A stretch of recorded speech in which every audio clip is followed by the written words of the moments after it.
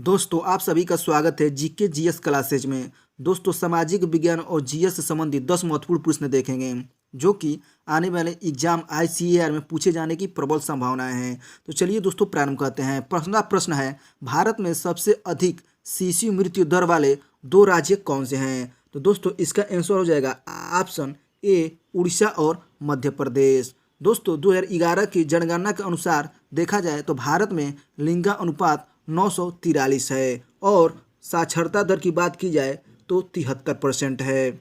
वहीं अगर पुरुषों की साक्षरता दर की बात की जाए तो 80.9% है और महिलाओं की साक्षरता दर की बात की जाए तो 64.6% है। भारत में पहली बार जनगणना लॉर्ड मेयो के काल में 1872 में हुआ था। अगर वहीं भारत में नियमित जनगणना की बात की जाए तो यह 1881 में लॉर्ड रिपन के काल में हुआ था।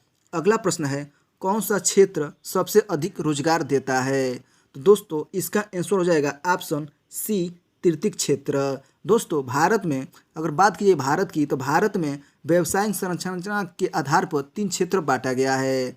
पहला प्राथमिक क्षेत्र के अंतर्गत प्राकृतिक संसाधनों के प्रत्यक्ष उपयोग पर आधारित जैसे कृषि, पशुपालन, मत्स्य पालन आदि गतिविधियां शामिल हैं। अगर वहीं द्वितीय क्षेत्र की बात की जाए तो इस क्षेत्र में प्राकृतिक उत्पादों को विनिर्माण प्रणाली के जरिए अन्य रूपों में प्रवर्तित किया जाता है जैसे उद्योग, बांध, विद्युत आदि प्रमुख हैं। और वहीं तृतीय क्षेत्र की बात की जाए तो तृतीय क्षेत्र के अंतर्गत सेवा क्षेत्र सम्मिलित है जैसे बैंकिंग, संचार, यातायात साधन और व्यापार। दोस्तों ये 3 क्षेत्रों में जो प्राकृतिक से उत्पाद प्राप्त होता है उसको हम प्रथम क्षेत्र के अंतर्गत रख सकते हैं और प्राथमिक क्षेत्र से जो प्राप्त होता है उसका जो भी चीज़ बनता है या निर्माण होता है उसे हम द्वितीय क्षेत्र में रखते हैं। दोस्तों द्वितीय क्षेत्र को प्रौद्योगिक क्षेत्र भी कहा जाता है। दोस्तों अगला प्रश्न है, निम्नलिखित में से किसे प्रच्छन्न बेरोजगारी के नाम से जाना जाता है? तो दोस्तों इसका आंसर हो जाएगा ऑप्शन डी अल्प रोजगार। दोस्तों श्रम बाल जनसंख्या में उन लोगों को शामिल किया जाता है जिनकी उम्र 15 वर्ष से 59 वर्ष के बीच होती है। मौसमी बेरोजगारी की बात की जाए तो मौसमी बेरोजगारी तब होती है जब लोग वर्ष के कुछ महीनों में बेरोजगार प्राप्त नहीं कर पाते हैं और कृषि पर आश्रित लोग आमतौर पर इस तरह की समस्या से जूझते रहते हैं। प्रच्छन्न बेरोजगारी में खेतों में 5 लोग काम करने की आवश्यकता होती है लेकिन वहाँ पे 2 लोगों को एक्स्ट्रा लगा दिया जाता है। जैसे मान लीजिए एक खेत में 10 लोगों का काम है लेकिन वहाँ पे हमने 20 लोगों को लगा रखा है तो जो 10 लोग हैं वो बेकार में लगाया गया है। इसे ही हम लोग प्रच्छन्न बेरोजगारी कहते हैं और प्रच्छन्न बेरोजगारी कृषि में देखने को मिलता है। दोस्तों अगला प्रश्न है, निम्नलिखित में से किस वर्ष महात्मा गांधी राष्ट्रीय ग्रामीण रोजगार गारंटी योजना चलाई गई थी? तो दोस्तों इसका आंसर हो जाएगा सन 2005। दोस्तों कुछ महत्वपूर्ण फैक्ट देख लेते हैं। बेटी बचाओ बेटी पढ़ाओ अभियान कब शुरू किया गया था? तो दोस्तों यह 22 जनवरी 2015 को हरियाणा के पानीपत से प्रारंभ किया गया था। वहीं अगर स्वच्छ भारत अभियान की बात की जाए तो इसकी शुरुआत 2 अक्टूबर 2014 को हुआ था। और वहीं प्रधानमंत्री जन धन योजना की बात की जाए तो इसकी शुरुआत 28 अगस्त 2014 को हुआ था। मेक इन इंडिया की शुरुआत 25 सितंबर 2014 को हुआ था।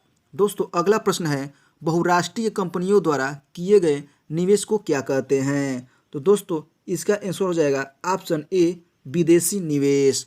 दोस्तों विश्व व्यापार यानी अगला प्रश्न है, विश्व व्यापार संगठन की स्थापना कब हुई थी? तो दोस्तों इसका आंसर हो जाएगा 1 जनवरी 1995। 1 जनवरी 1995। दोस्तों WTO यानी विश्व व्यापार संगठन का मुख्यालय स्विट्जरलैंड जिनेवा में है। कहाँ है दोस्तों? स्विट्जरलैंड जिनेवा में।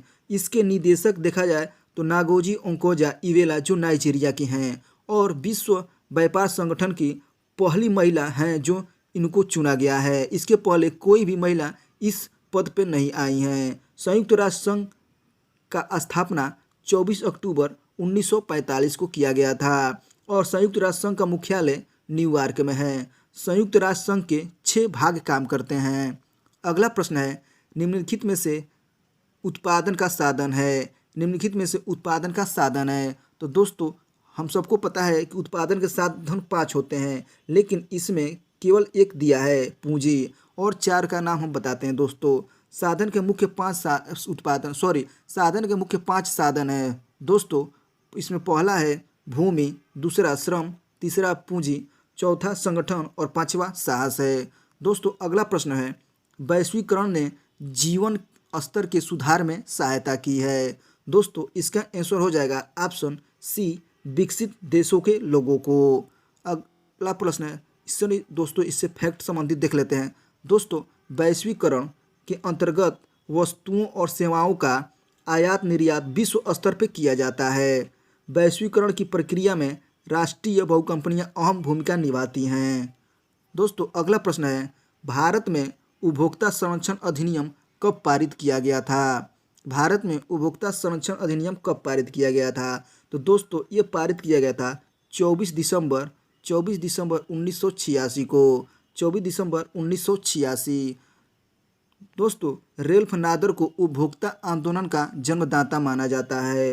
रेल्फ नादर को उपभोक्ता आंदोलन का जन्मदाता माना जाता है। भारत सरकार ने 24 दिसंबर 1986 ईस्वी में उपभोक्ता संरक्षण अधिनियम पारित किया था, जिसे कोपरा के नाम से भी जाना जाता है। भारत में प्रत्येक वर्ष 24 दिसंबर को उपभोक्ता दिवस मनाया जाता है। अगर वहीं अंतर्राष्ट्रीय स्तर की बात की जाए तो अंतर्राष्ट्रीय स्तर पे 15 मार्च को अंतर्राष्ट्रीय उपभोक्ता दिवस मनाया जाता है। दोस्तों अगला प्रश्न है, सूचना पाने का अधिकार अधिनियम कब पारित किया गया? तो दोस्तों इसका आंसर हो जाएगा अक्टूबर 2005। दोस्तों आप कमेंट करके ज़रूर बताइए आपका कितना क्वेश्चन सही हुआ।